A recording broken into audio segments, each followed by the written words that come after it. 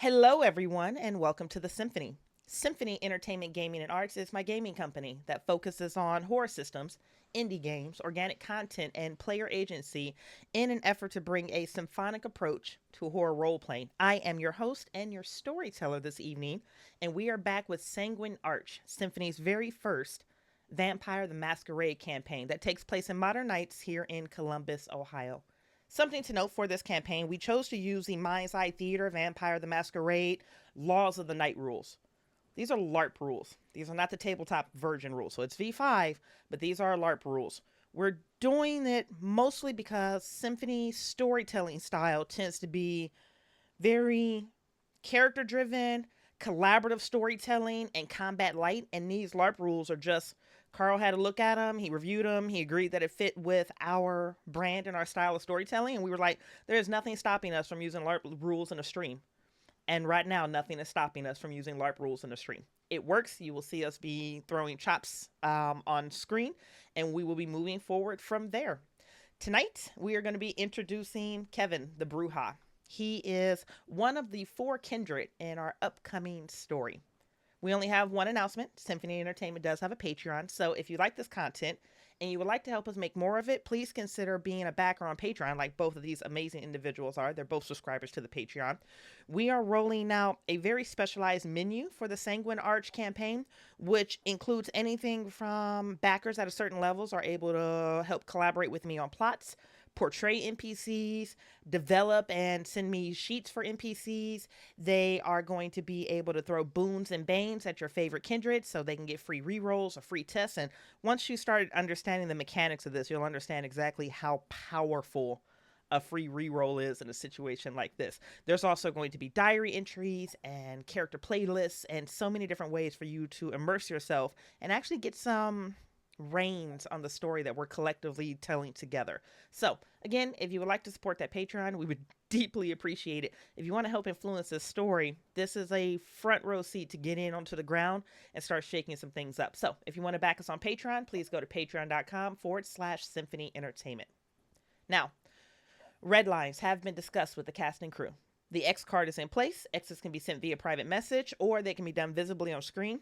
We are also going to be using the Symphony standard red, yellow, green traffic light method. If a safety tool is activated for any reason whatsoever, no judgment is passed, no questions are asked.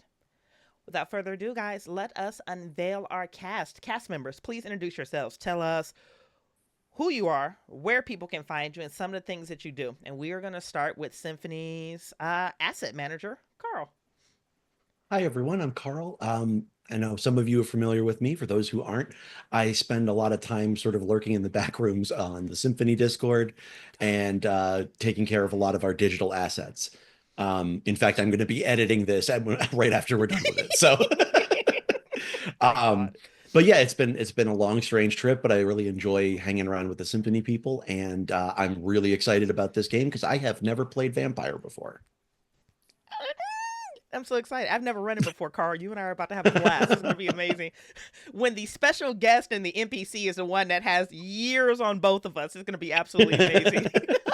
Heinrich, baby, gorgeous. Tell us who you are, what you do, and where people can find you. Greetings, Symphony. My name is Heinrich Moore. I am a author on the Miskatonic Repository, Chaosium's community content program. I also dabble in many other games, and I'm probably best known for Heinrich's Guide to Call of Cthulhu for character creation, as well as my Carcosa Guide. Amazing. Gentlemen, are you guys ready to hop in? Do you need anything else from me, or are we going all the way in? Good to go. All right, guys. I'll see you inside. Chronicle tenets. Number 1, never endanger or betray the domain. Our community is stronger together. Tenet 2, unapologetically defend the traditions. They keep us safe. 3, ambition is rewarded. Liabilities are destroyed. Our story for Kevin opens in 1998 in Columbus, Ohio, somewhere likely on Ohio State University's campus. Now, We are attending an academic conference. The name of this particular conference is the Technology and Culture Summit. This is a gathering focused on exploring that intersection between technology and culture, aiming to identify how culture can drive positive change and promote global collaboration. This brings together new leaders, old leaders, academics, tech enthusiasts, various fields from the arts, media, politics, public policy. Multiple fields are going to be converging on this 3 night summit. This is the third and final night of the Technology and Culture Summit, and I'm actually going to immediately tee this up to Heinrich. Heinrich, we are somewhere on OSU's campus. I'm going to say this is sometime in spring of 1998, if that matters to you or not. But can you give us an idea of the environment that we're in? Are we in a ballroom where this is formal? Is this one of those stuffy type of halls where there are multiple rooms with aisles and aisles of seated chairs? Like, just give me an idea. Is this cocktail hour? Just tell me what night 3 of this summit looks like and just paint the environment for us. Yeah, well, we're using academic spaces to host this. So we are in a conference room. Okay. Furniture has been moved aside. It is upscale, but not fancy. Folks are wearing suits and ties, but we're not at the dress level. Okay. Food, beverages, anything like that out? Was that Yeah, already? there are cocktails. Champagne Okay. is being passed around, as are hors d'oeuvres. I love it. Okay. For the two of you, my PC and my guest NPC, what are you looking to accomplish most at this particular conference? Kevin, just tell us, you came into this conference. It's a 3-day conference. Thankfully, this is a conference that's been hosted at night after the sun sets, so you're able to attend. Mhm. But what was your major goal? What is your major goal when walking into this Technology and Culture Summit? Major goal, I think, is just to keep apprised of like tech developments and how they're kind of tying into culture. It's something that Kevin was always interested in, but he also studies a lot of societal collapse. Yes. So big moments of like cultural or technological change can also lead to those. So he's kind of interested in that. And also it is literally a conference at night, so he can actually flash his degree around and actually like powwow with some of his peers. Yes. Celeste, especially with your tech savviness, what are you looking to accomplish over the next 3 nights at this particular conference? I'm stalking my child. Yeah. I am seeing how they are able, if they are able, to interact with the mortal world. Celeste has a much higher view of her own ability to do so Mm. than she in fact does, given her age. But she is nevertheless concerned about how Kevin Mercer is going to conduct themselves and whether or not they are going to be able to adequately maintain the masquerade as they are Mm. required. So while she listens and absorbs information, her primary interest is in observing her child. Does your child know this? Does he I know that he's under believe scrutiny right now? no. Kevin knows that I am here. I Mm-hmm. am in no way trying to disguise that fact. It may have been a surprise that Okay. that I have appeared, but it wouldn't be a good examination if it had been pre-planned.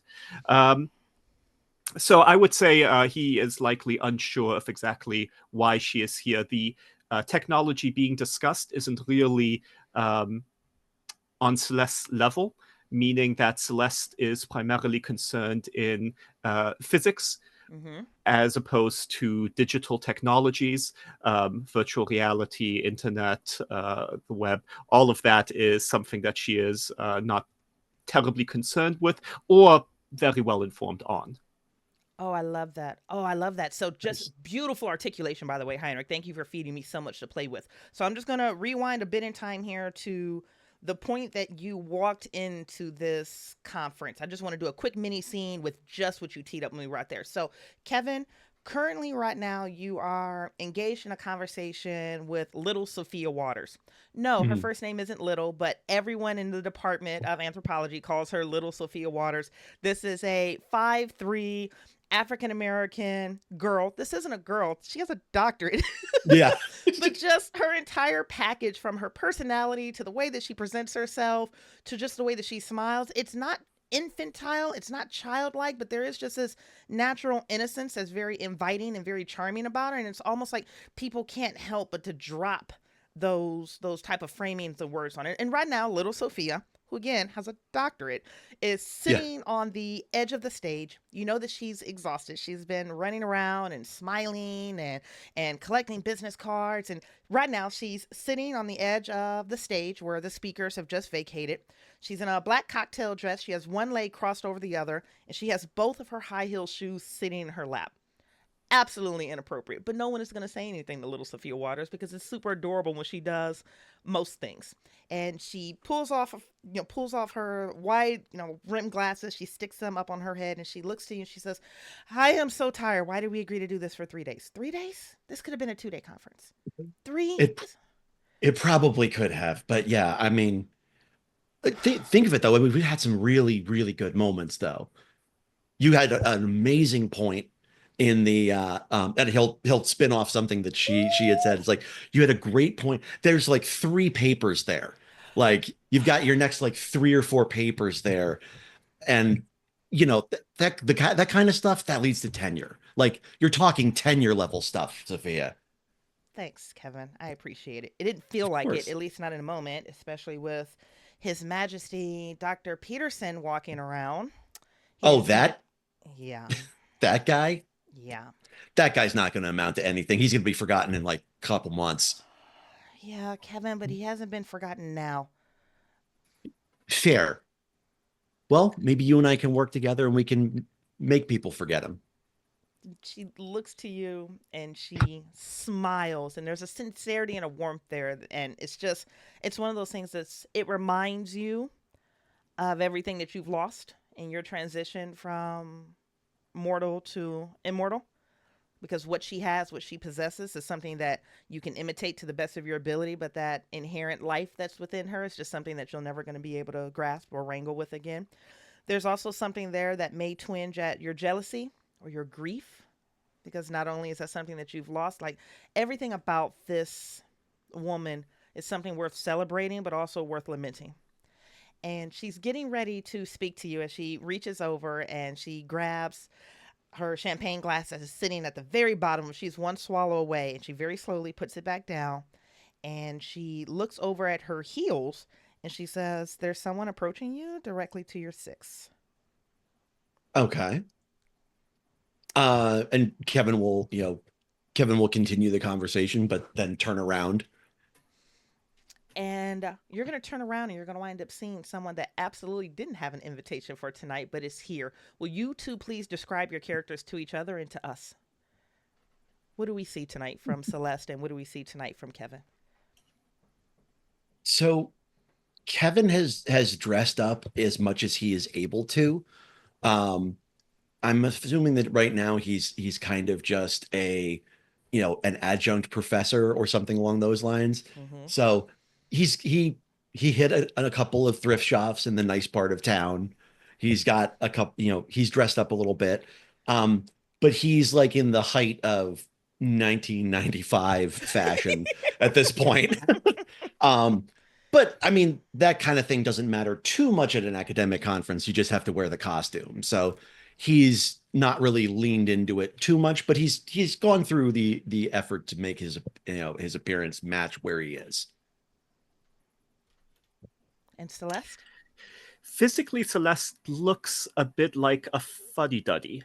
She has a past-the-knee skirt. She has a cardigan, but this sort of professorial appearance, maybe sort of an old-fashioned professor, contrasts with, one, the fact that she appears to be in her late 20s, early 30s, as well as the fact that her eyes are just so damn cold that it is a complete contrast, like someone is wearing a costume, a human costume. And Kevin, you turn around and you lock eyes with your sire. What is she doing here? Why is she here? Did she know you were going to be Okay. here? I'm gonna assume that she knew I was gonna be here. Um, in the past, have we discussed a way that Celeste would prefer to be addressed in public? A good question. That's a great question. I would say when we are in private, she accepts you using her first name. I would say in public, she would expect to be addressed as Dr. Reiners. Okay. Dr. Linus, it's a surprise and a pleasure to see you again. She smirks, will take one of the champagne glasses that is offered from a tray nearby and act as though she's sipping it without, of course, letting it pass her lips. Who do you have here? This is my colleague, Sophia Waters. Sophia will smooth down her skirt and she will slide off of the stage. Excuse me, Dr. Sophia Waters. Hi, Dr. Ryanis. Am I pronouncing that correctly? Celeste will ignore Sophia and look at Mercer. And what are her specialties? Oh, she's exceptional, and I'll start listing off her anthropological specialties for a moment before I pause and then say, but I believe you also studied a bit about some of the early Roman Empire and how it interacted with now unknown places. And so I will basically start the introduction, take a pause, and then hand it to her to continue explaining what her specialties are. Celeste, this girl, this thing, is almost in the periphery of your care levels. And you can still feel how intimidated she is by you by just being in your proximity. There's something about the dead cold eyes, the fact that you blatantly ignored her, the fact that you haven't addressed her, the fact that that warmth is not even being reciprocated. It can be ignored. It's not something that somebody like Sophia is conditioned with. She doesn't know how to navigate it. She's going to not like the alternative because Celeste will then look at Sophia once Kevin has passed the conversation to her, and assuming that Sophia is responding in, an intelligent way, but maybe a nervous way, maybe a stuttering way, Celeste will say, really, while looking at Sophia, but really saying it to Kevin Mercer, so she is someone of use. Well, yes, very much so. Sorry, did you just refer to me as something of use?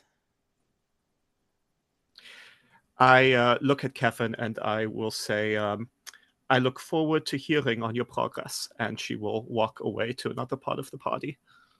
Okay. As soon as Celeste is out of earshot, I will turn and say, I am sorry, she is very intense. I have to go to the bathroom. I don't back blame on the you. Floor. Okay. And she vacates that moment as quickly as possible. Quick montage. What are you up to for the next 20, 30 minutes, Kevin? Just quick montage. Just give me an idea of how you're working a room, if you're working a room. Yep, just kind of working the room, meeting people who have published papers recently, complimenting them on it, like pulling something that is not from the abstract, but like something on the 4th or 5th page. He hasn't read all of them because obviously you haven't done that. Right. But that's what abstracts are for. So, yep. So yeah, just kind of glad handing with his peers because again, he doesn't get a chance to do that very much. And so for the rare opportunities when he can actually come to a conference, he'll try and make the most of it. Love it. Love it. And Celeste, what are you doing to occupy yourself? Let's say just in the next 20 or 30 minutes. Someone looking at Celeste could mistake her for perhaps taking a day at the museum, or maybe the zoo would be more appropriate. She is stalking the outside perimeter of the party, observing the conversations going on. Occasionally, someone will try and go up to her and make conversation, perhaps remark that she looks familiar, perhaps because they've seen a photograph of her from a different decade, but she will assiduously ignore them. And that's what she does. She is here to monitor. Whew.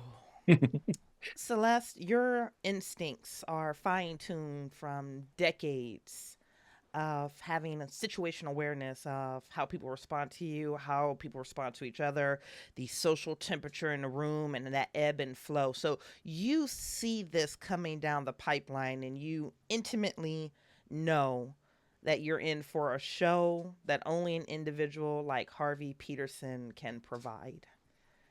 Dr. Harvey Peterson.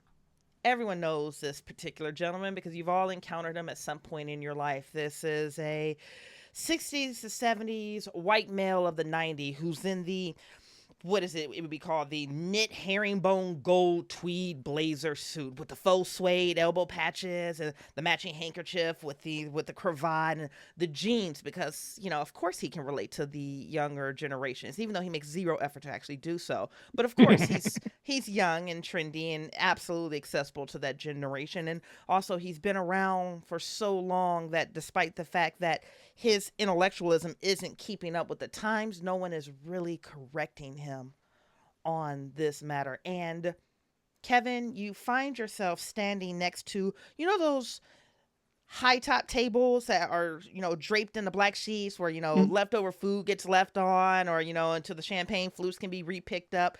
You're at one of those tables with Dr. Peterson, and before you realized how immersed you were into an argument that you were losing, not off of merit, just because you're being overpowered.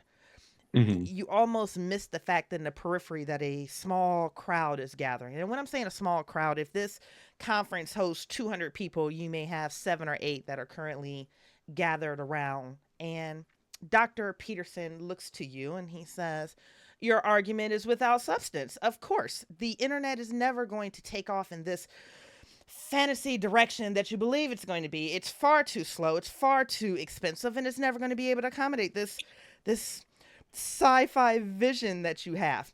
Really fast with a pause. Yeah.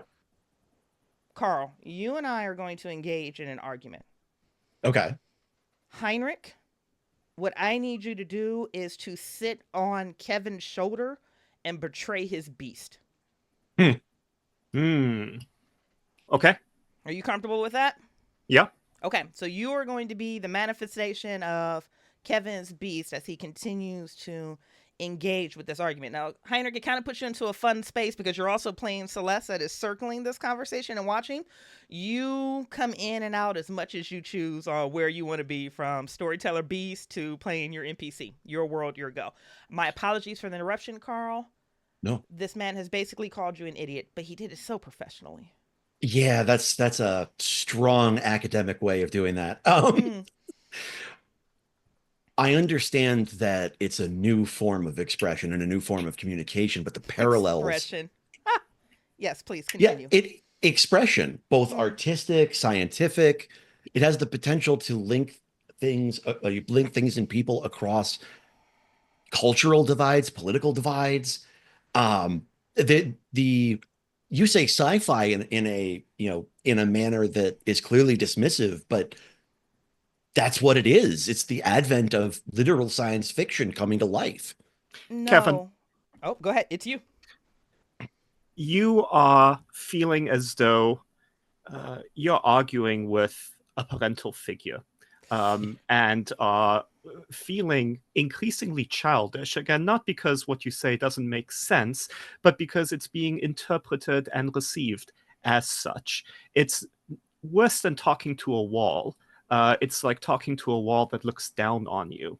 It's especially galling because it's this type of visionary thought stream that you believe is what made your sire, Celeste, interested in you and impressed with you.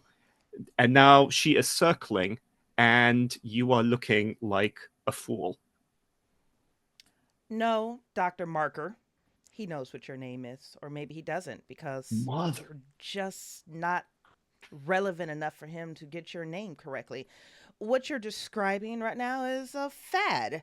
This is a passing trend, not something that is going to gain any type of widespread adoption or have a lasting impact. As a matter of fact, the only thing the internet is doing right now is clogging up my grocery bags with these little AOL discs and making it so that I can't hear my mother when she calls because my 12-year-old daughter is online. Yeah, and I'm sure they said that about the printing press when it was invented and papyrus when it was first made. But these kinds of cultural and social changes lead inevitably to Inevitably. something new. Inevitably, yes, inevitably. Do you know what that means? Oh, inevitably. Are we asking me to define this word right now or to continue to point the holes in this tragic argument that you have? Security concerns, fad perception, alternative communication method, the expense of loan. The internet is not sustainable, Dr. Marker. I'm not quite sure where you're willing to die on this particular hill, but in front of your colleagues gathered Not here today, it doesn't current, make you look very good. not currently, but as technology advances and gets cheaper, it can be decentralized and amortized across millions, if not billions, of people and nodes. Kevin, you are having the unpleasant experience of being both the center of attention Mm. and being ignored. Celeste is circling. You know that she is hearing every word you are saying. At the same point, you realize that you are maybe growing a bit in volume and that Dr. Peterson is grandstanding, and that this is making a number of people uncomfortable. And it's that feeling of the crowd kind of turning away from you, taking a couple steps away, the way you would when on the subway or walking down the street. And there's someone who's just a bit different. And so you keep your distance from them. So you are both the center of her attention as well as the attempted ignorance of the rest of the room. And Kevin, that rage that's inherent to your blood begins to boil. You can feel it igniting through your veins. You can feel that thing that lives in you, that thing that Celeste put into you when you were brought back from death. You can feel your beast pacing the gates, and two realizations hit you simultaneously as you metabolize that stunning articulation that Heinrich just dropped. One, you have been baited and played by Dr. Peterson. How Mm-hmm. did you miss this? How did you miss this? Because He I've been intentional. He yeah. intentionally invited you into this moment, and as you're increasing in volume and passion and ferocity, he's growing more and more calm, and he looks more in control. And at this position, you look like an immature bully. To Heinrich's point, the crowd is turning away from you. You're being ignored. You're not being seen, and the ways that you are being seen are things or ways that are dehumanizing. The second thing you recognize right here in this moment is that beast that is pacing your gates is now a liability. If you continue to engage with this man, everyone at this conference is going to get a show that they're going to remember for the rest of their lives. Which will not be very long because Celeste is right over there.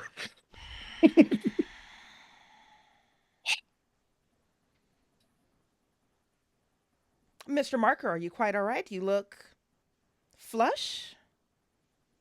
If the heat of the contest or the conversation is getting too overwhelming for you, you're more than welcome to take a step away.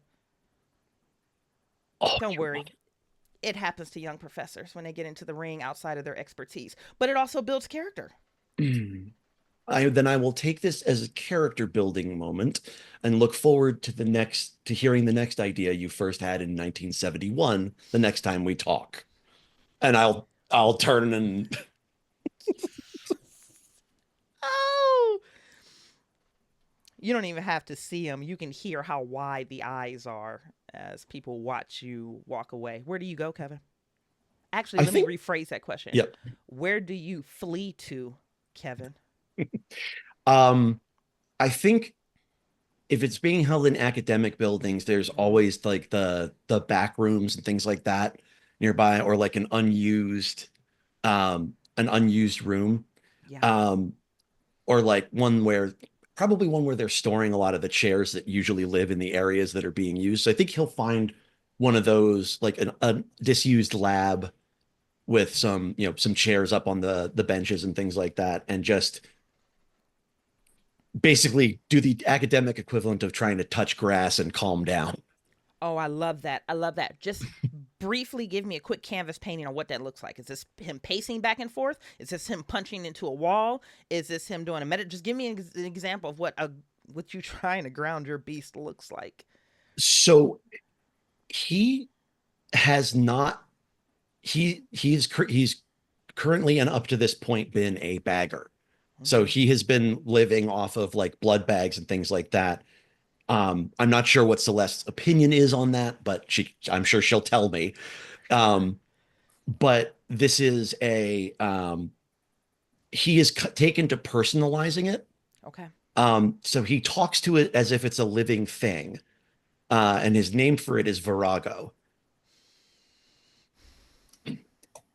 Um, so he'll look around, make sure he's not alone, and go, "You calm down. You calm the fuck down right now." I would like the storyteller's indulgence to have shortly thereafter Dr. Peterson emerge and appear wherever Kevin Mercer currently is, perhaps having a cigarette, perhaps finding some other excuse. The reason he is there, of course, is because he has been instructed to by Celeste. Because while Kevin has been unaware of this fact, Celeste has cultivated Dr. Peterson as a ghoul for some time, and his usefulness may now be at an end.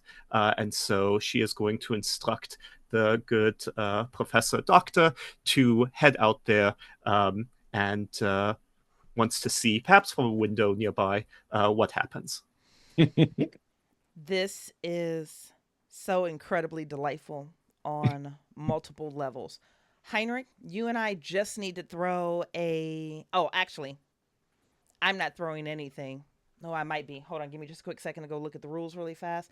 I think this is going to be a static.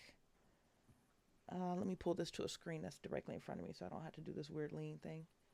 Give me just a quick second here. Challenges. I think I like a static versus an opposed on this one. I absolutely do. Heinrich, you and I are throwing chops really fast. We're going to go 3, 2, 1, chop. Ready for me? Okay. All right. 3, 2, 1, throw. You got me. Okay. Scissors beats paper. Celeste, Dr. Peterson is one of yours. He's operating off of your instructions because he feeds on your blood. You've told him to seek out Kevin Mercer, and that's precisely what he's going to do. But mortals, the kind, especially the ones that have the hearts of gold, they have a tendency to really disrupt your plans. As Mercer is hunting down where Kevin has fled to, one individual happens to beat him there. Kevin, you are pacing back and forth and you are trying to talk down Virago. And you hear the door unlatch behind you and latch close. And when you're having these conversations with the Virago, especially when it's as agitated as this, it's very difficult to see past the red. It's very difficult to smell past the pure anger or the fear. And it messes with your perception. And you hear Mr. Dr. Peterson say, "Are you okay?" And you frenzy. Give me this description of what it looks like when you tear through Sophia Waters, who has come into this room with a glass of water to check on you because she witnessed that event with the professor. what is Dr. Peterson particularly proud of? Like, does he have something of his physical appearance that he's proud of, or does he have, a gold watch that he always has as part of his accoutrement, that sort of thing? I This is one of the retainers of Celeste. Celeste, talk to us. Yeah. He's a silver fox. Okay. Mm. Yeah, so he's got the pompadour hair, just gorgeous. Okay. Oh, it almost makes it Um, worse that he's gorgeous. it almost makes it worse that he's gorgeous. Oh. Yeah, I mean, I think if I turn around and I have frenzied, I'm assuming I'm doing a rage frenzy. Rage frenzy it is, Yeah. baby. Yeah. Okay. Um, I think he'll turn and he doesn't he's not a particularly physically powerful looking person. Mm-hmm. He's a skinny nerd in the mid to late 90s. But I think the full on growl that he drops into is just like, you fucking care, you son of a bitch. And he just goes right, using his bare hand, and probably a little bit of inadvertent potence to Mm. just chop right through the top of his skull to separate the coif and damage that beautiful brain that he's so fucking proud of. Mm.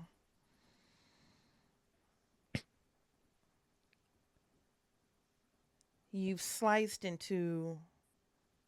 I should probably stop calling him Dr. Peterson at this point, because at some point after you have licked every ounce of blood that you possibly could off of the ground, out of the brain, off of the cavity, down the chest, over the walls, by the time the actual Dr. Peterson walks into this room, you are licking Sophia Waters' blood off of the door handle. Fuck.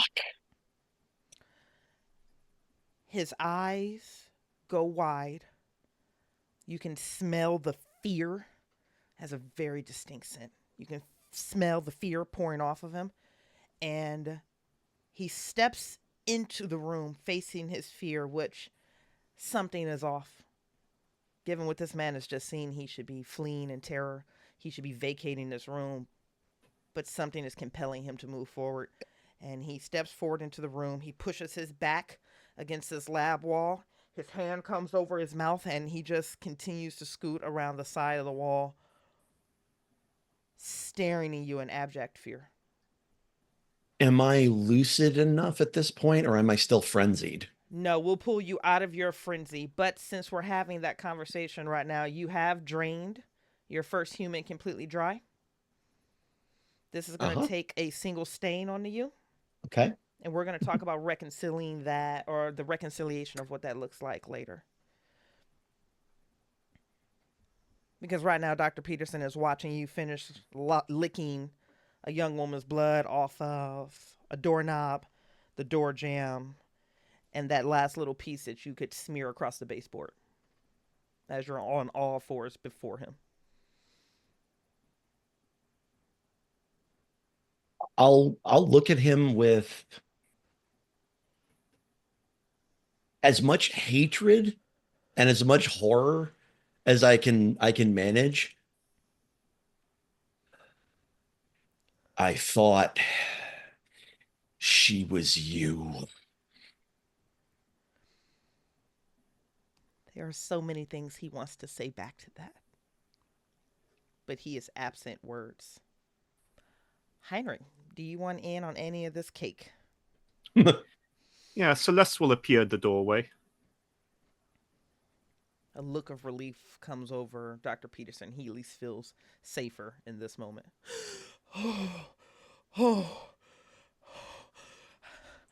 I found him. I found him just like you asked me to. I found him, and oh God, there's pieces of her everywhere. He's fucking licking her blood off of the goddamn doorknobs. Yeah. Oh, she doesn't like it when you do that. Celeste ignores her retainer and stalks through the room, looking at the mess that remains. Disappointing, she says. She then turns to you, Kevin, and begins asking you a number of forensics-related questions. What are the layers of corporeal corruption? What are the acceptable methods of body disposal? What are the acceptable disinfectants to use on a crime scene? Answer: enzymatic solvents, bleach, hydrogen peroxide. He will, about halfway through, you'll be saying that, and he will by rote start repeating the same things that you're saying. Like, we've clearly had this discussion before, it's never been relevant, but he has clearly memorized this. He is going to say it all in a complete monotone while still maintaining eye contact with Peterson. Celeste says, "This satisfies me." I apologize for my break in temperament. She looks at Peterson. Help him clean this up. How do I? Don't worry, I'll teach you.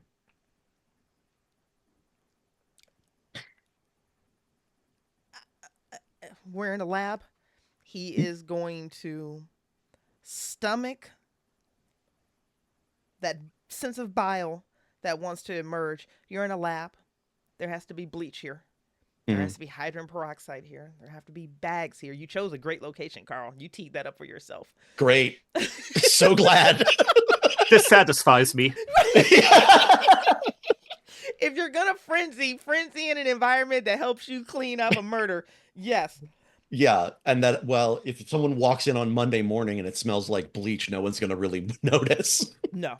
And what he's going to do is very quietly collect as many things as he remembers on that list that you just recited back to his regnant. Okay.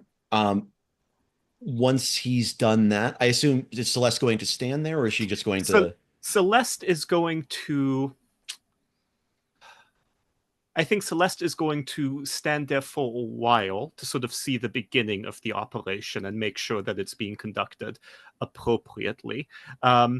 She is watching to make sure that Kevin is appropriately managing this retainer. And she's, to a lesser extent, paying attention to whether or not the retainer is adequately conducting themselves, because assuming that you do a good job, ultimately he'll be yours or he'll be disposed of, and it's not terribly of great importance to Celeste either way. Okay. I think that will wrap up Kevin's involvement in the academic conference. He will spend the next several hours thoroughly cleaning it. And just, I mean, not like, once Celeste kind of makes the intentions clear, the anger kind of subsides and just the numbness sets in, and he's just going to instruct Peterson on what to do. I am also actually going to, once we're done, I'm going to use heightened senses. To make sure that even, like, some blood that ran into the cracks of the tile gets cleaned and things like that. Very meticulous. Yes, I'm going to be as meticulous as I possibly can be in this moment. The cleanup goes, hopefully, to Celeste's satisfaction. Once Sophia is erased from this room, you can still feel her, all of her, running through your veins. And I hate to say this to you in this particular moment, Kevin, but it feels good. It feels right. It feels powerful. It feels like something that you could get used to, and that is a horrible, horrible mirror to come face to face with. And just to put a small crack into that mirror as you stand and you wipe your hands of this moment, Peterson is standing before you. His head is low, and he reaches out and he drops a necklace into your hand. It is a gold necklace, from which you can tell it looks like it's real, and it's a series of almost beach aquatic charms. There's a gold starfish in the center, and on the other two sides, there are like little gold seashells, and then little smaller, like, what are those called? Little jellyfish charms. Mhm. So it's the jellyfish seashell with the starfish in the middle. The blood has been rinsed off of it, and he doesn't have words to say to you as he just drops Sophia Waters' necklace into your hands. He is going to wrap around you as you are sitting there with that small piece of metal. It's almost childlike in a way. This probably came with a lot of childhood memories. You knew that Sophia Waters was from Florida. It made it always really cute that the girl from Tampa was because that's what she is now. It was. Sophia Waters had a family. The ghoul, your retainer, walks up to you. Um, Permission to rejoin the conference, mistress? Celeste will say, ask him, and Celeste will leave. And he turns, and you can smell the fear and the shame and the regret as he approaches you, Kevin. And he's not able to make eye contact with you.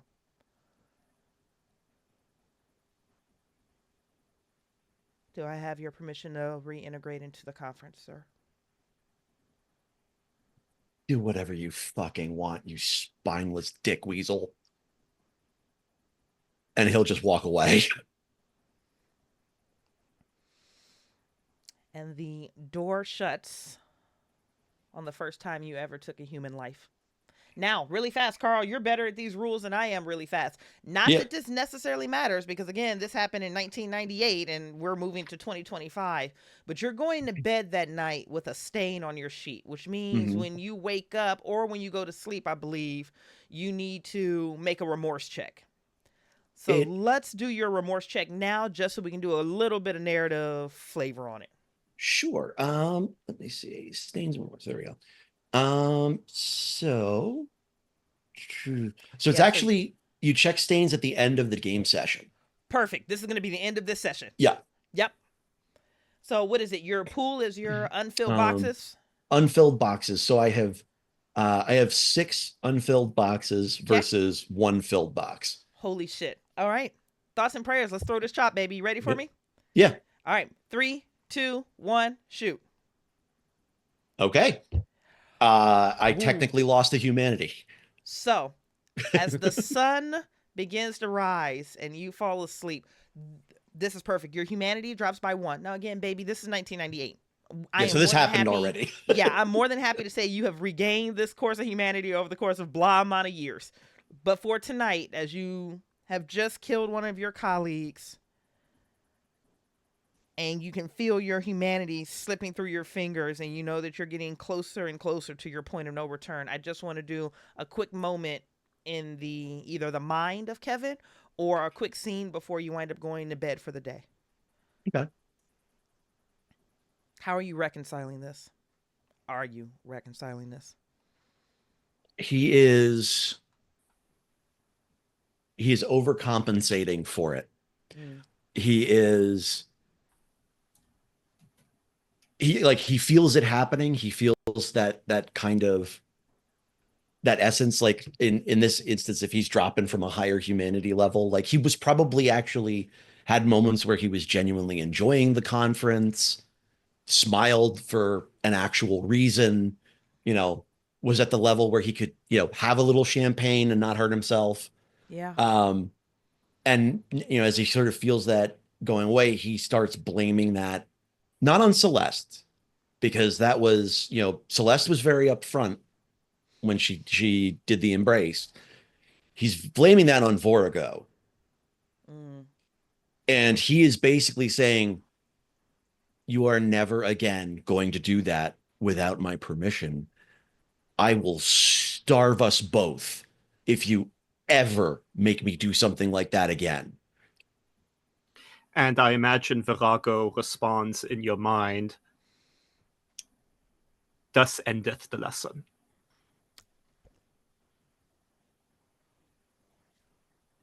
Scene.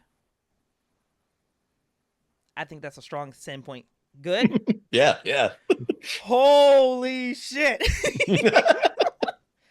God, Heinrich, I love working with you so much. Woo! That was fun. Oh, that was absolutely brilliant. Okay.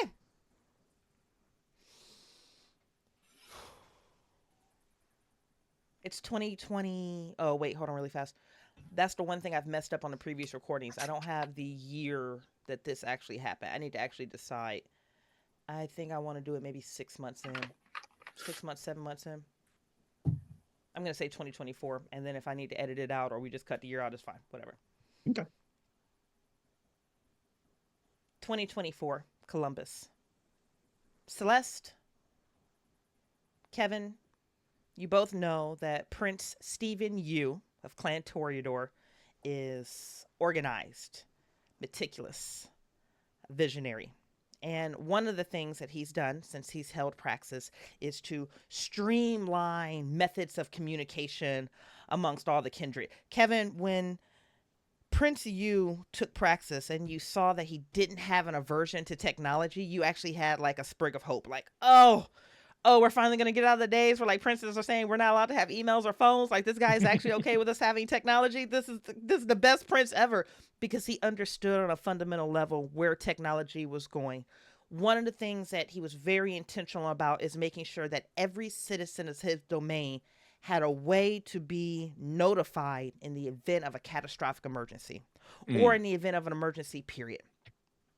The other thing with Prince Yu, there's a high level of empathy and humanity with this prince, and he constantly wants to meet people where they are. So for those who are comfortable with technology, he had an entire network of the Nosferatu from below set up, cell phones, pagers, apps, whatever was comfortable for the individual kindred to be notified if, hey, we need everyone to come in, or hey, there's, hunters in town, just some type of way where everyone could be notified. If you are a kindred that has an aversion to technology, no problem. There's a network in place where ravens can be sent out to the gangrel, or there are other mundane ways. Runners can be sent to certain places to activate certain emergency protocols. Visionary Prince. An Amber Alert for mortals with shotguns are nearby. Right. Just a way where everyone can be notified simultaneously that there's a danger in the domain. He's very, very, very protective of his domain. So my question for you, and we're going to start with Heinrich here, is, Heinrich, where is Celeste in 2024, somewhere in Columbus, at the point that your emergency beacon goes off? What is Celeste doing? What does she look like while she's doing? And what does this beacon look like? Is this a runner, a ghoul that comes and finds you? Is this a pager that only gets a signal for this? I know you have word feelings about technology. Is it a new app on a phone that one of the Nosferatu built you? Where are you, and how do you get the ping that needs your attention? I'll tell you what the ping is afterwards. Yeah, no, it's 100% a pager. Yep. Absolutely has to be. A smartphone would be way beyond her. And Kevin is so proud that she even has a pager. She is in an academic lecture hall. It is empty. Lights such as they are really just the night lights, but she doesn't need them in any case. And she is in front of one of these massive blackboards that she's filling with equations and doing the work that she does.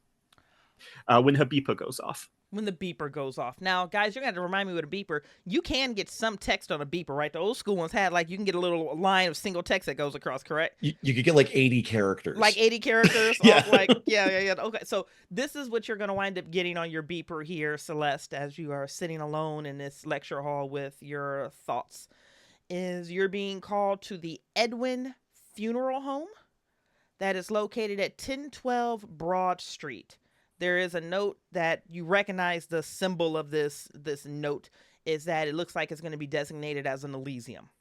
What you don't see that you typically see in situations like this is who is calling this particular meeting. And right now it doesn't have Prince U. So you're assuming maybe this is the keeper doing it. You're not entirely sure, but that's what you're seeing right now is that everyone is being called in to the Edwin Funeral Home at 1012 Broad Street. And it is designated as an Elysium.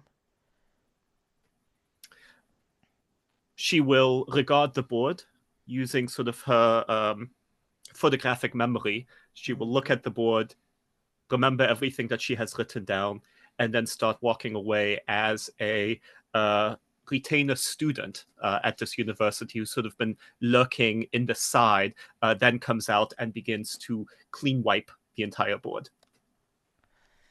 That is just eerily unsettling. I just really like that. Carl, where are you? Kevin, where are you when this emergency beacon goes off, and how does it get relayed to you? So I think he's probably at home. Okay. He's in his haven. Again, it's not much. It's just a small, like, basement level apartment. Yeah. But in kind of an older section of the city. I don't know a lot about Columbus, but I've been there a couple of times. So I'm thinking kind of close to like the Amish area where there's lots of cobblestones and old buildings and things like that. Bridgett doesn't know what you're talking about, but we're going to go ahead and indoctrinate that into canon right now. Yep. Okay. That cool. area. Yep. I'll figure out the name of it later. By the time we do episode 1 and you're waking up in your haven, we'll It'll be real. Yeah. For you. It'll be real by then. Who gonna argue with me? Fair enough. Story. So I'm there. I'm probably just, it's many, many years after that academic thing. So I think he's still in academic circles, but he isn't seen very much. But he publishes pretty relentlessly. Okay. And he's just kind of taking a day to relax, and probably just playing something online, to be perfectly honest. And as he, but he's got the beginnings of his network he's been working on, as well as he definitely would have taken an app built by the Nosferatu, okay, probably done bug fixes on it to his satisfaction, and then put it on his particular smartphone. Perfect. Flawless. So yeah, while you're playing some video game online, you're resting.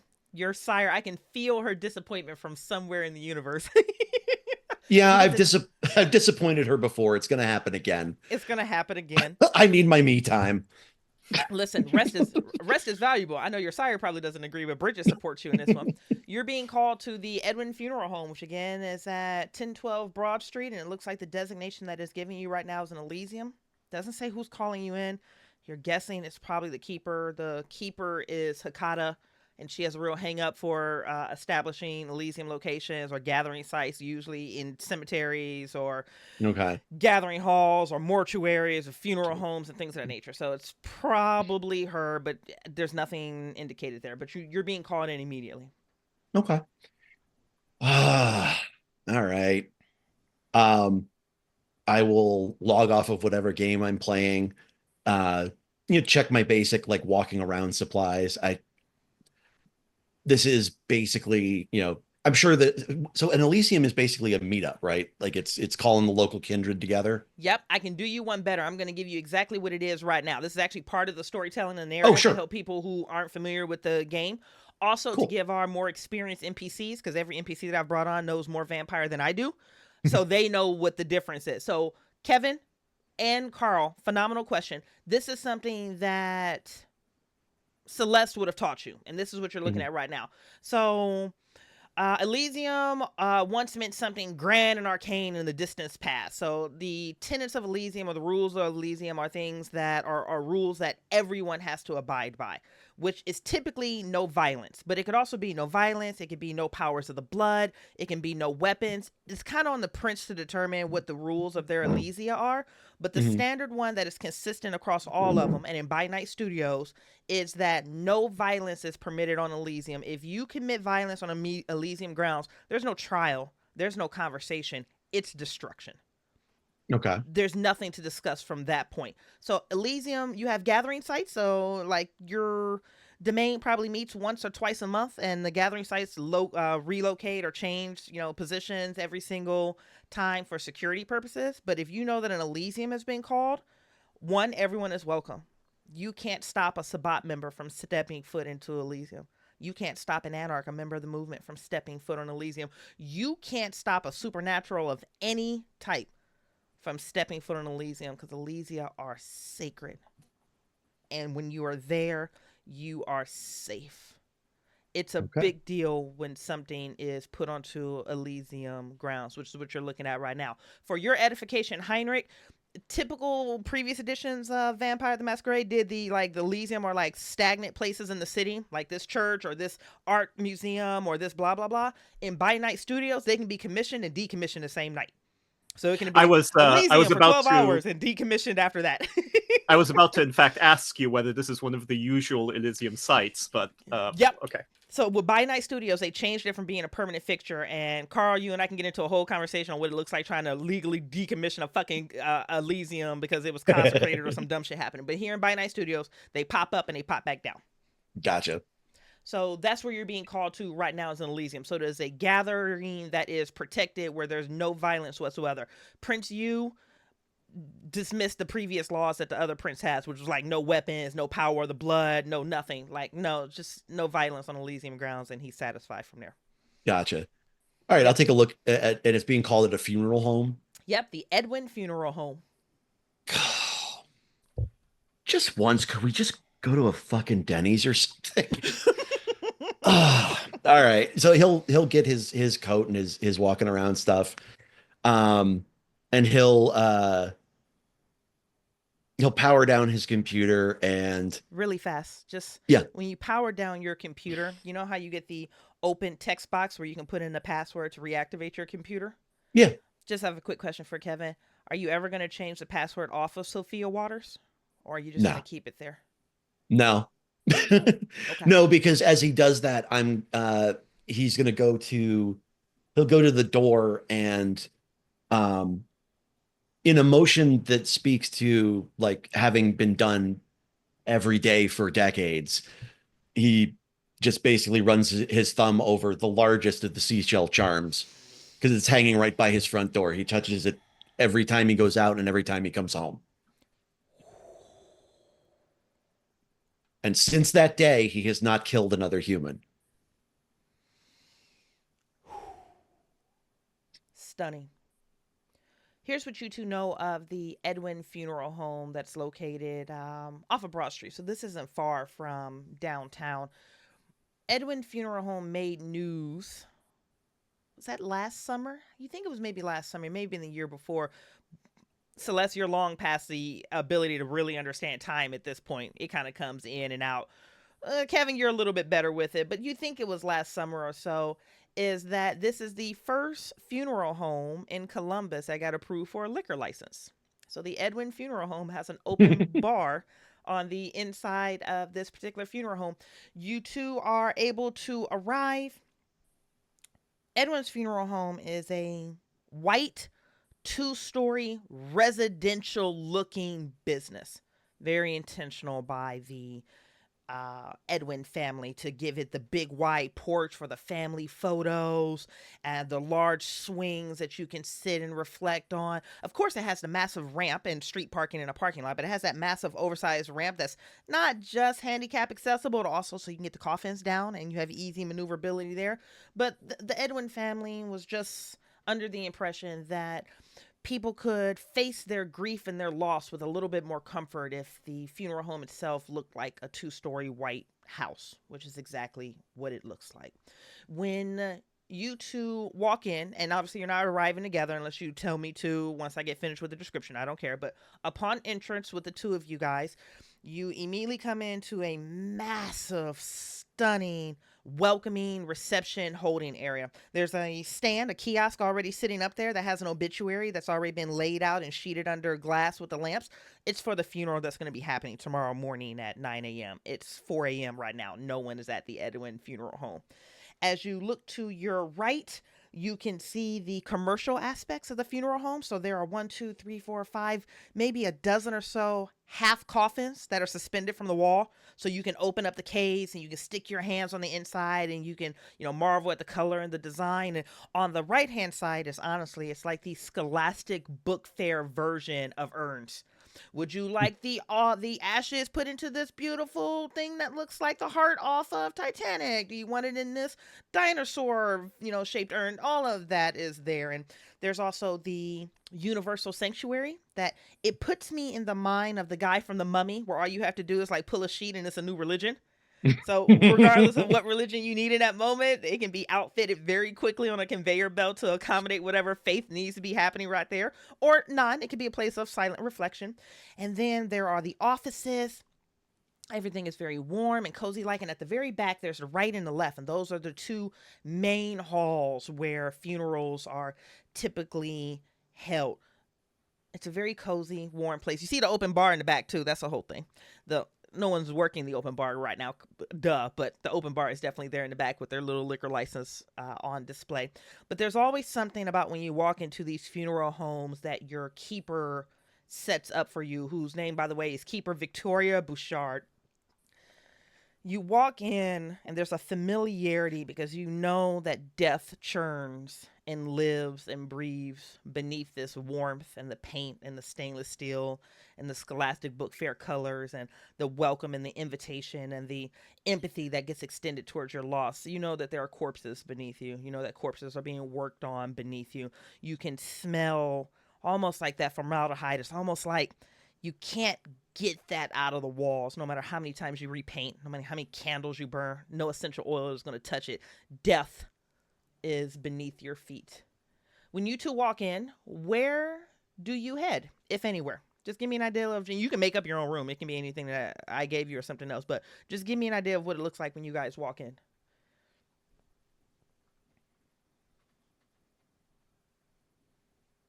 Well, I think that Celeste would walk in, and her general attitude to a place like this is, at least appearance-wise, how she would treat a pet supply store. Oh, God. Okay. Right? This is just, like, this is what humans do. Like, this is, they have their funerals, they have their little religions, they stick their dead remains in different shaped containers. Like, that's all fine. But for Celeste, the knowledge that she's walking on bones, in essence, walking on bodies, as much as she doesn't want it to, it does take her briefly back to the war years, the years of the Second World War, and some of the things that she saw and experienced during that time. But she pushes that memory down under the facade that this is a pet supply store, and that's fine. And so she will immediately seek out the prince. That's why she assumes they are here. Okay, perfect. And Kevin?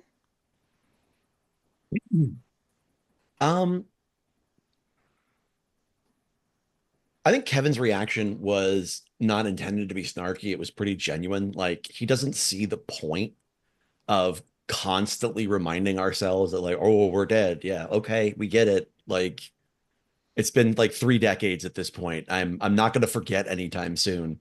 Yeah. Can we please go somewhere with like illumination above like a light flickering candle? Just because we are vampires doesn't mean we have to play into tropes. But he understands like the significance of this, probably because the first time he heard about it, he probably did anything he could to find out where the tradition originated. There's the academic in him is still very strong. So I think he'll go mostly because he's been able to connect with some of the younger kindred in the area, as well as, even though we are part of a clan who likes to challenge the status quo, he understands that Celeste really likes a lot of these traditions, and that over the last 30 years, he has seen that, yeah, they do keep us safer. He might not agree with them every single time, but, showing your face at the local Elysium to make sure that people know you're in the area and are available is a good way to keep your head attached to your shoulders. Indeed. Indeed. Well articulated. Okay. Celeste, it doesn't take you more than 2 or 3 conversations to catch on this common thread. No one has seen Prince Yu. He hasn't arrived yet, but he's not here.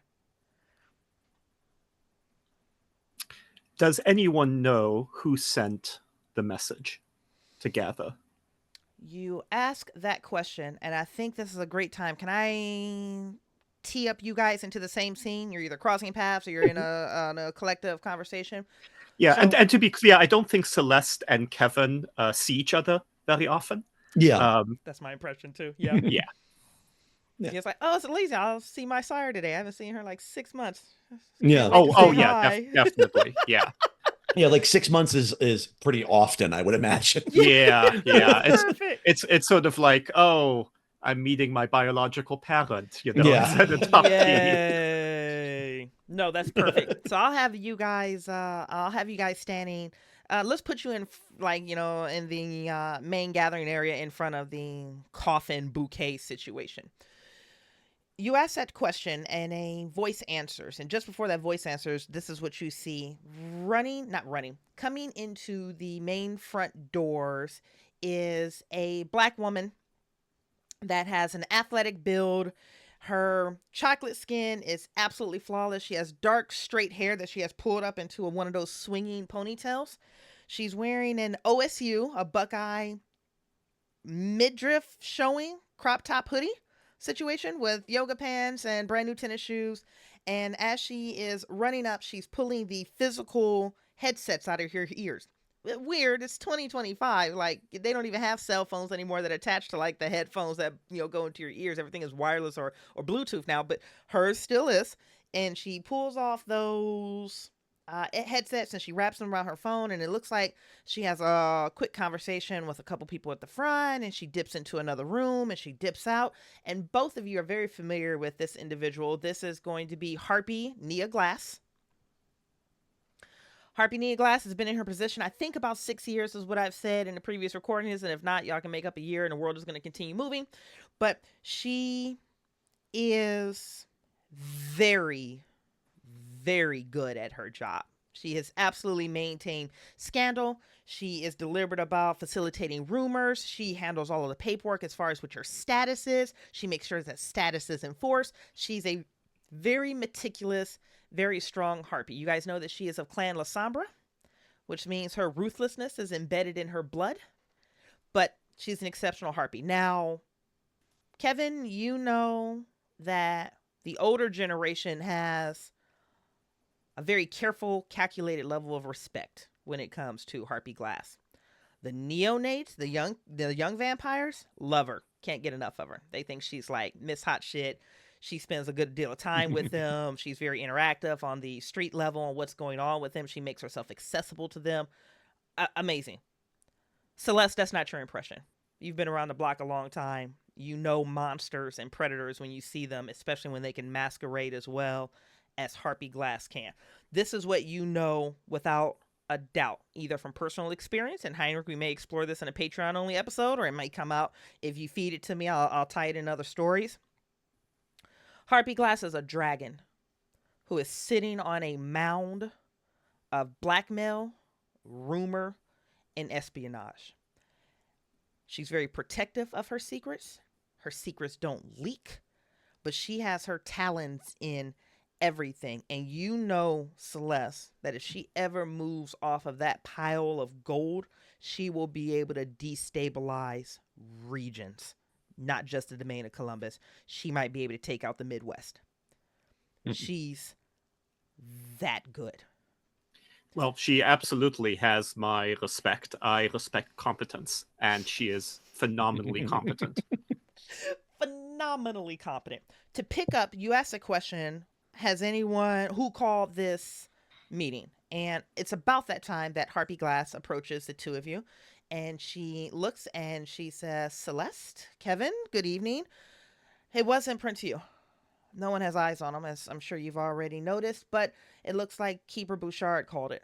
But Everyone I've spoken to, no one can give me a reason on why, and that's saying a lot that I can't even get a reason on what happened.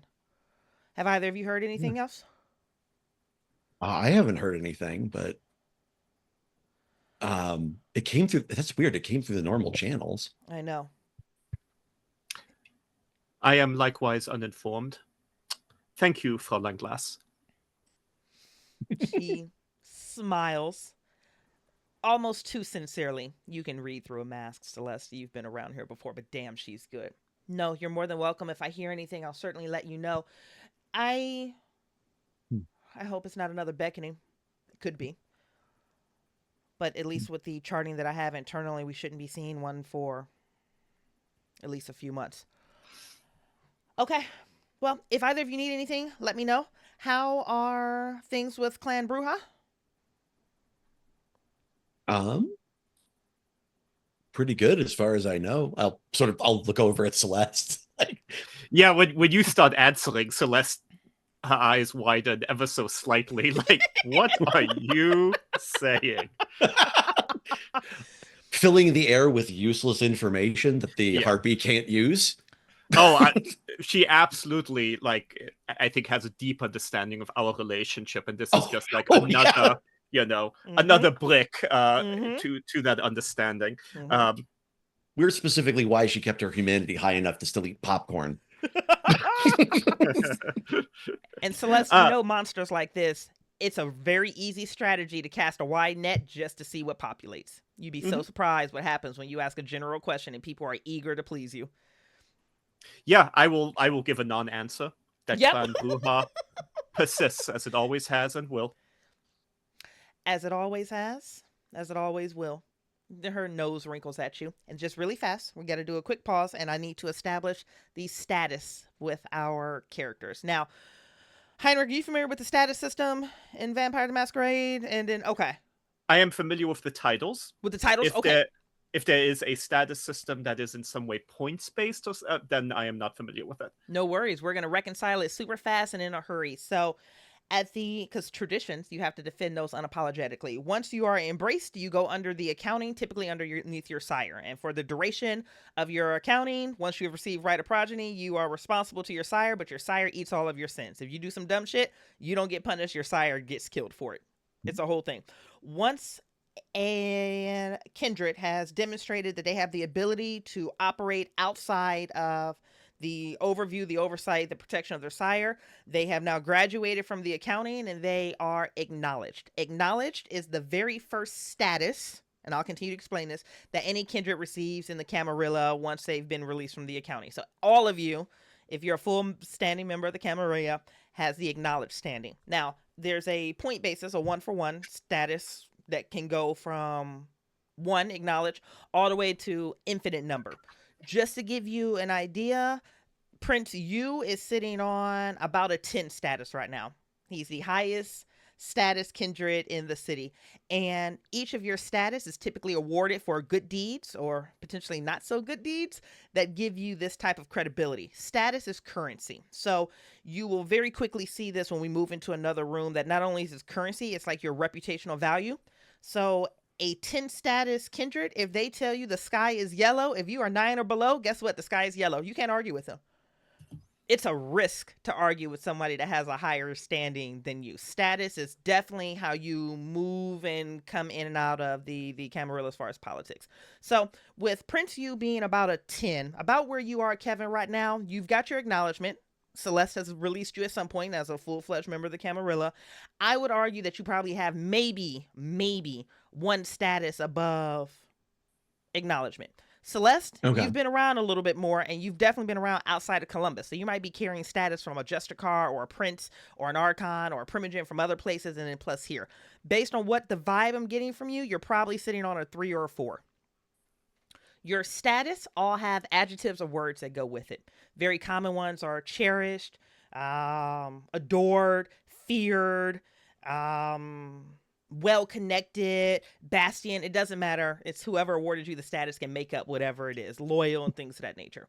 So just really fast, Kevin, do you have a point of status above acknowledged, or are you just a basic kindred?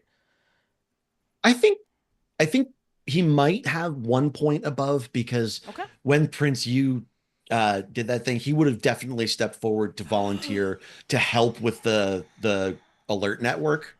I love it. Um, because that would have been probably one of the first times in like 3 decades that someone in the Camarilla wanted his particular skill set.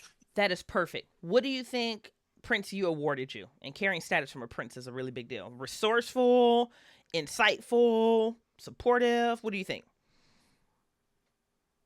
I'll go with supportive. I like supportive. Okay. I So like write that down. supportive. You are acknowledged and you are supportive. Celeste, we know that you're acknowledged. You have 3 or 4 words after that. What do you think your other status might be? Respected Respected is would certainly good. be up there. I'm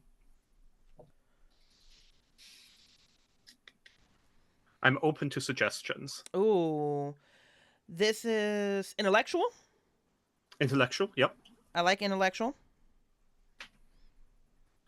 You have a war background. If somebody was giving you status on a battle that you fought or a conflict that you saw through, how did you emerge in their eyes? Victorious, unbroken, unbound, bloodied, feared?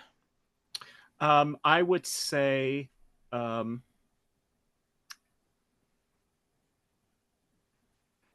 couple of words still. So one, visionary. Visionary is good. And then the last one from the war years. She didn't participate in sort of the war as much as so many was a victim of it, but something like experienced. Experienced is good too. So Celeste is acknowledged, respected, intellectual, visionary, and experienced. Damn. That is sexy. That's a great profile on that. And then right now, Kevin, you are acknowledged and supportive. I like that. This is good. Good. So I won't read down Harpy Nia Glasses, but you guys know that she's 7. So by default, the two of you are looking up to her, not only because she's holds a position on this court, but also she just carries more status. Okay, well, Clan Bruja will persist as she always does. I'm going to continue to make my rounds. I will see the two of you in sight. If you need anything, do please let me know. Of course. Thank you. Thank you, Fraulein. And she will depart. Anything else before I call you guys to order and bring you into the main room for the main announcements? Not for me. Yeah. I think in moments like this, Kevin does his best to acknowledge the difference in relative status between him and Celeste. Yeah. And so these are one of the few moments where he'll just shut up and just kind of like take a half step back and be on her shoulder as she moves through the group, unless she tells him to get lost. Oh, I love that deference. Celeste, how do you feel about that? She actually appreciates it. She knows that he is how he can be. And so it is noteworthy that in the right environment, he can conduct himself appropriately. This is an important part of what she will have tried to instill into him. That was brilliant interplay. Just that right there was such Camarilla. Oh, fucking love it. Okay. The two of you and the rest of the about 200 members of the domain. Prince of You has a very large domain here in Columbus. There's 200 kindred, give or take, at any point in time, and that's post-beckoning. You're entered into, or you're escorted or called into order into one of the main gathering rooms. And this is set up like you kind of standardly imagine on most of these interior, funeral homes. You have the main massive center aisle, and then you have the rows and rows of chairs on the left and the right. When you get to a certain point towards the front of this massive room, there are stanchions that are set up. And directly on the other side of the stanchions, there are 6 and 6, 6 and 6, so 12 sets of the big, plushy, oversized chairs. in regular funeral practices, these might be like the immediate family and things of the nature. Here at Keeper Bouchard's Elysium, that's for officers and citizens that hold standing higher than like maybe 5 or 6 or above are welcome to sit in those plushier chairs towards the front of the room. As you all file in, Harpy Glass does have 2 lesser harpies, which are basically like her assistants or her talents, as she may call them, that help direct traffic based on your position in the city and your status. So acknowledge members of the camera only. You're in the back. Sorry, that's where you need to sit. Oh, Miss Celeste, you're going to be coming here. You're not up past the stanchions, but you're going to be in the first couple of rows. Kevin, you're going to be towards the back. It just is what it is. So they're able to help politely direct traffic based on the expectations of status that are embedded into this society. As of right now, everyone is facing forward or like leaning over their chairs and looking around. But Celeste, you take note of this in particular, that Harpy Glass is standing up on the raised platform with her back against the wall, facing everyone. And you already know this is a surgical gossip and observation grab. She can tell who's violating status. She can tell who's sitting with who. You bet by the way she's watching certain things, she can tell like that's getting ready to be a coterie, or that is already a coterie, or those 2 are dating. I can tell that they're holding hands, or these 2 are whispering, or this one. She's literally downloading data by simply being intentional about putting her back to the wall and watching people file in. I love Carl's head shake like this motherfucker. No, that was not what I was trying to go. Really? Oh yeah. Face was like, oh.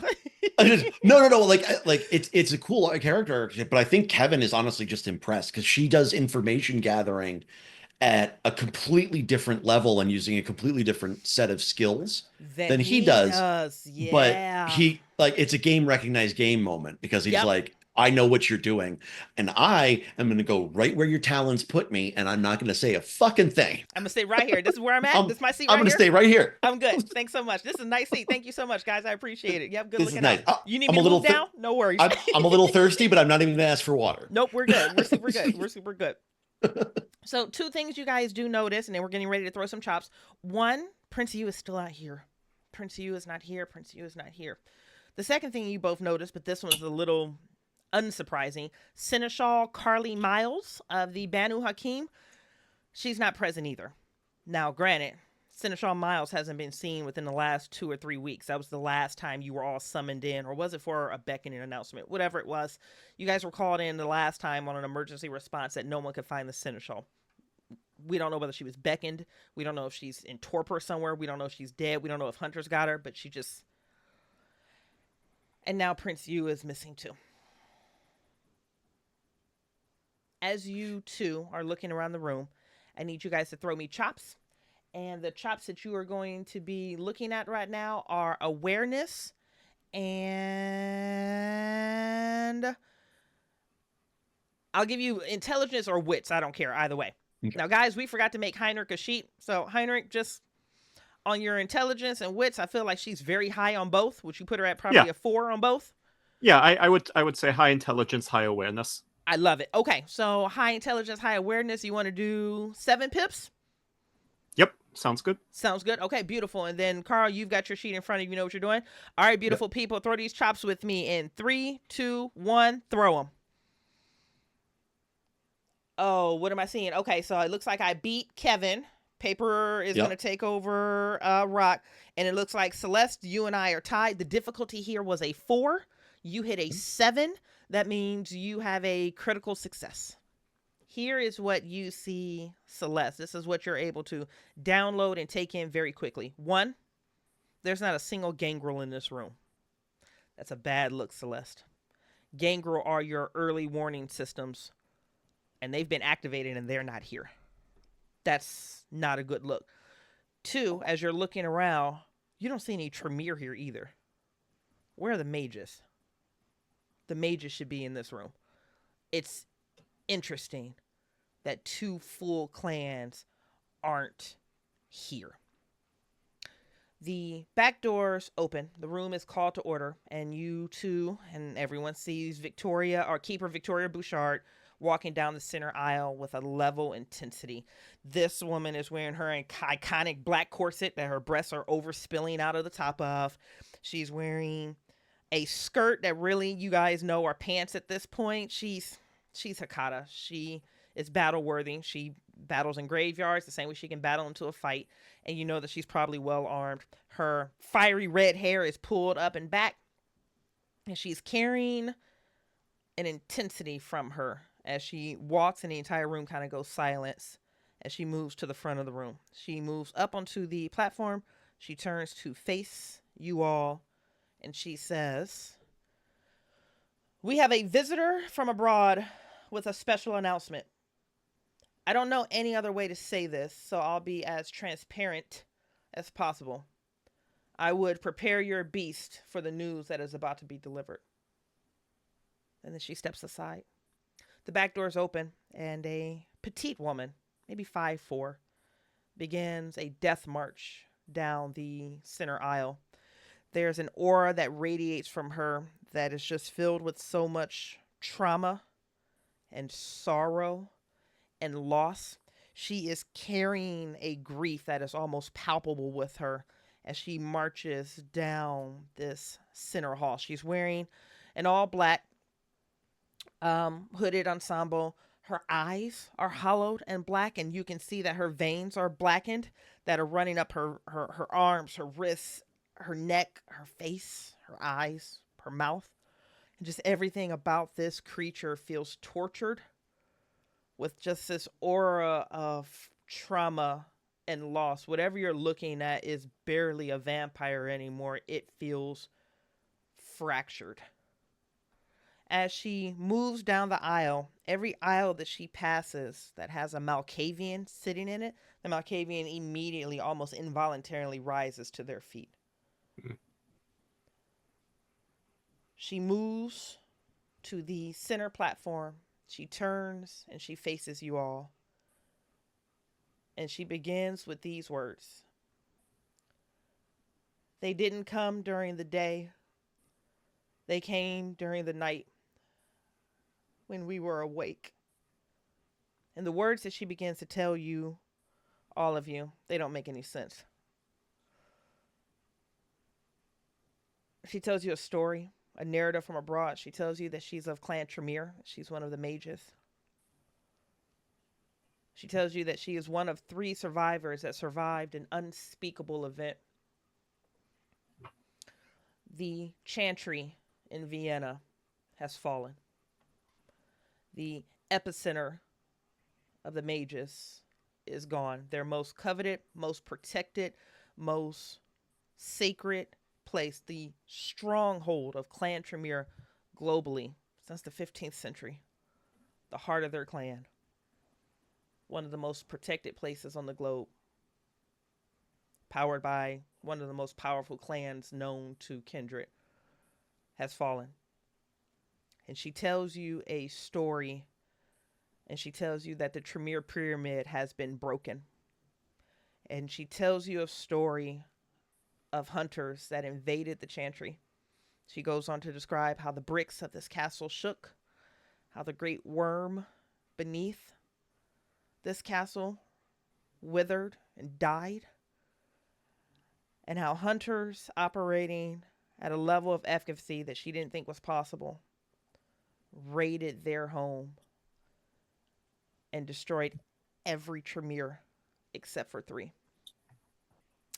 Very quickly, tying up to the 2 of you guys, you have 2 options.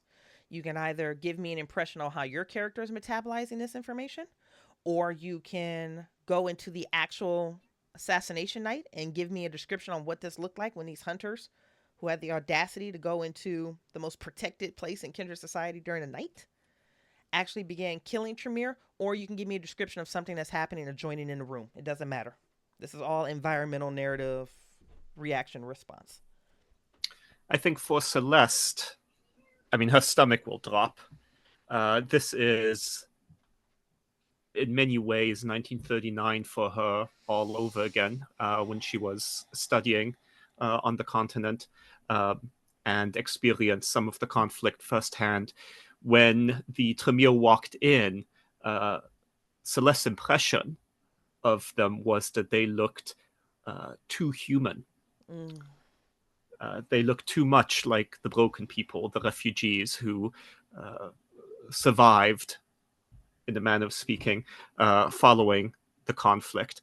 And so I imagine as we see her, we probably hear in her mind newscasts Oh, reporting of the fall of different cities, the destruction of towns, and the death tolls.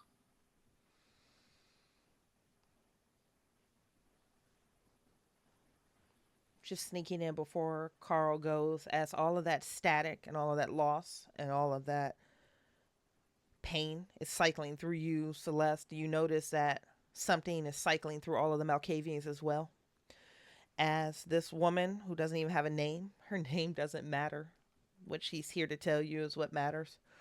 As she is telling you this story, the Malkavians, one by one, begin to wail or screech or scream in abject horror and a full embodiment where you recognize, and Celeste, you've been around long enough to know that the Malkavians have a network that they can all leave impressions on.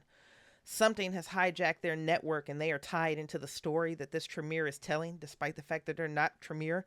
And based on the collapse that you see of these Malkavians and this cacophony of screams, you can tell that every Malkavian that is screaming at a different pitch with a different tone is suffering the death of a Tremere that died that night on rotation. Carl, your impression? Something that happened at the Tremere Chantry when it fell in Vienna? Or anything? This is shared narrative. Yeah, so I think Kevin doesn't have the frame of reference that Celeste and probably a lot of other vampires in the room do.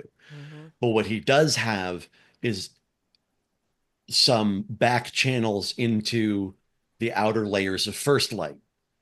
So he has an idea of how this might have went down. So he is he is working very hard to suppress his reaction because he's dumping his emotions to the side and going into full info gathering and speculation mode. Mm-hmm. Um, but I have an impression of him sort of thinking through it. And if we flash back to the night at the Chantry, you have a bunch of it's a Tremere stronghold, right? Yep. This is Okay. set up as a Tremere castle outside of Vienna, and this Hmm. is literally the epicenter. This is everything for the Tremere. Everything filters up to this Yeah. one location. So you have dozens of Tremere who have been utterly secure in their power for 500 years, um, accustomed to being uh, the lords of their castle. So it's a surprise when, you know, a page goes down a side hall delivering a message and doesn't come back. And Mm-hmm. then a few minutes later on the other side, some of the servants start disappearing. Um, and before anyone realizes what's happening, suddenly there's no lights on anymore. And not a huge particular issue for vampires, but then you have a bunch of mortals moving through the corridors with very particularly tailored weaponry and small devices wrapped around their chests to deaden their heartbeats so no vampire can hear them or their blood flow. Um, so the moments of darkness are broken through by the tracers and incendiary rounds that are spat out of the fully automatic weapons that the commandos bring in there. Um, and supporting all of it, there's obviously people who try and fight back, Mm-hmm. but they are, for every dozen commandos a single Tremere will drop, there's just more of them. There's just more of them. They're coming at them from unexpected angles, almost like they understand exactly what the blueprints of the place look like, almost like they know exactly where to hit them. They've studied the routines of everyone inside, and they turn what is supposed to be a stronghold into a massacre using every bit of modern technology they can lay their hands on. Exceptional description.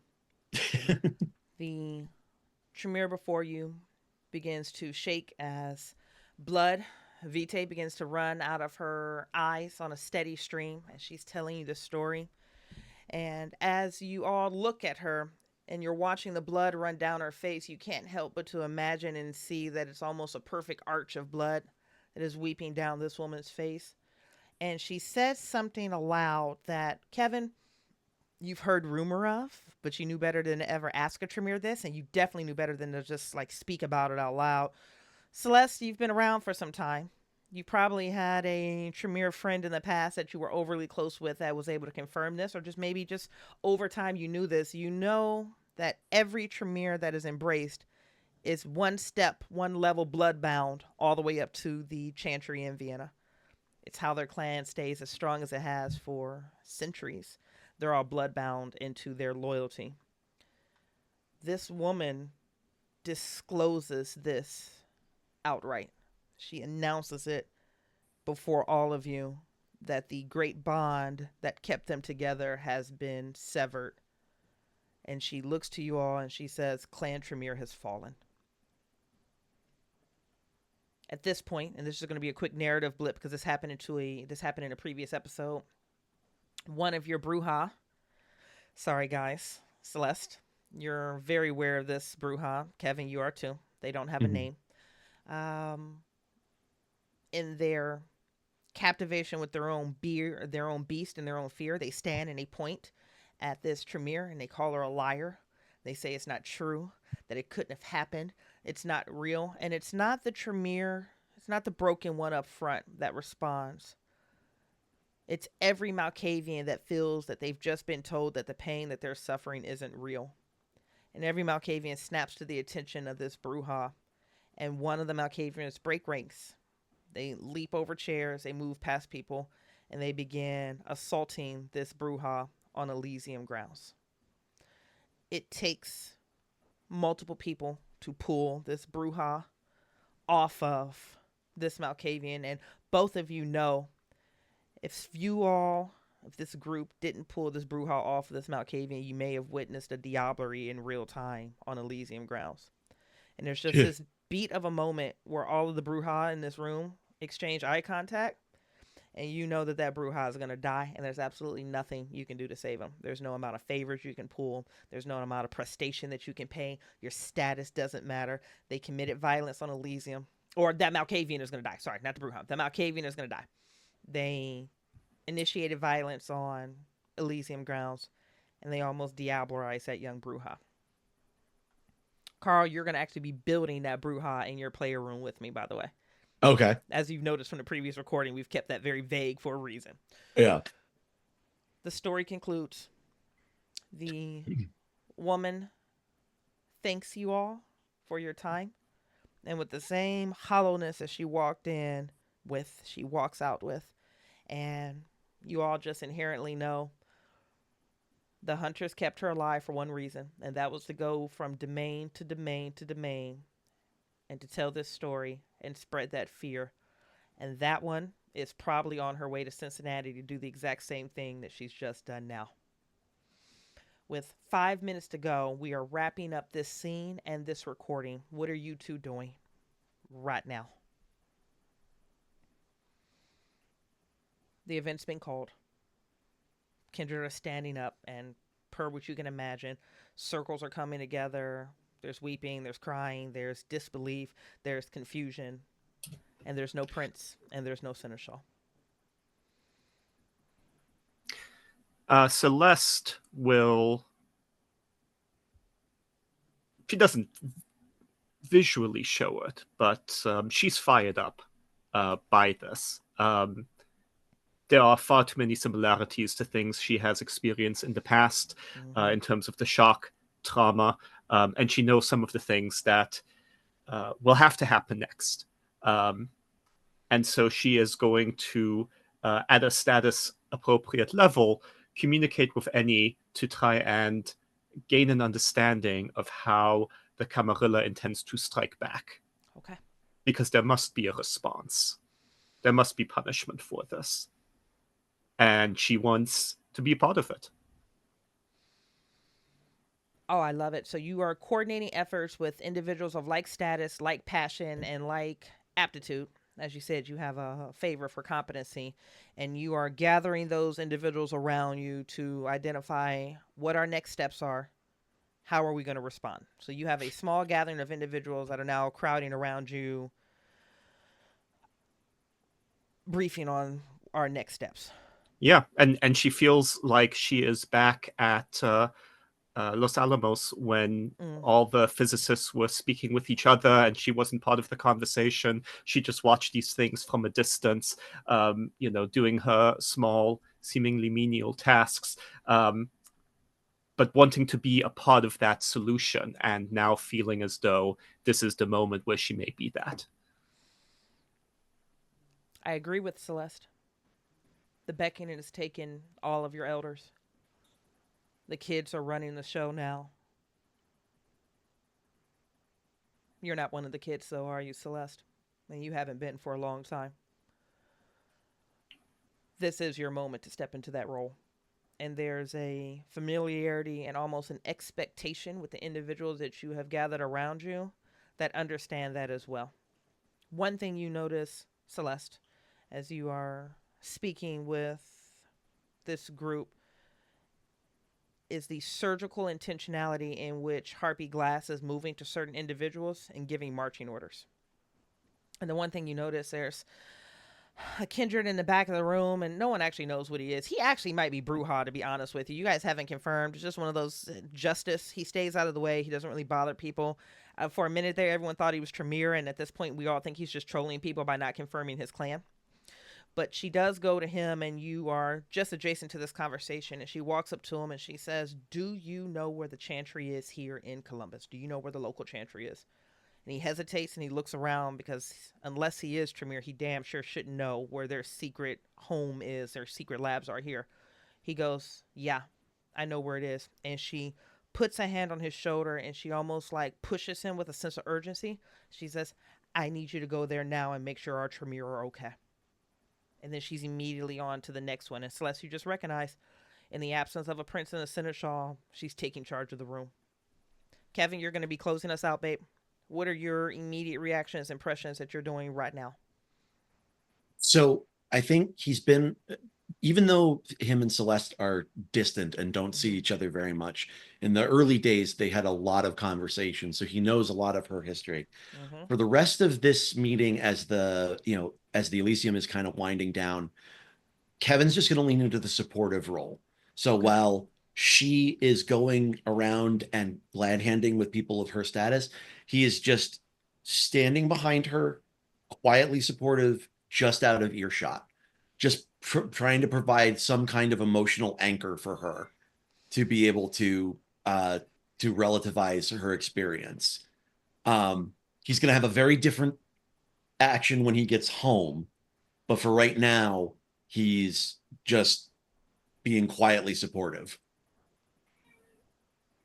You stand behind your sire with a level of deference and respect and anchoring. Close us out, actually, Heinrich. How do you feel about this moment between you and your childer? Uh, as the storyteller noted, Celeste is not a kid, No. but she knows war, and she knows that wars will need generals, and she is looking at her child in that capacity.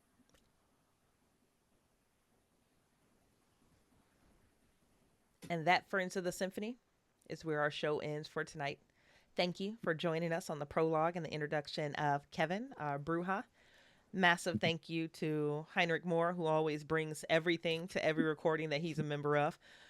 We hope you guys have enjoyed the Symphony, and we look forward to continuing our story with you again soon. Have a wonderful night, guys. Bye. Bye.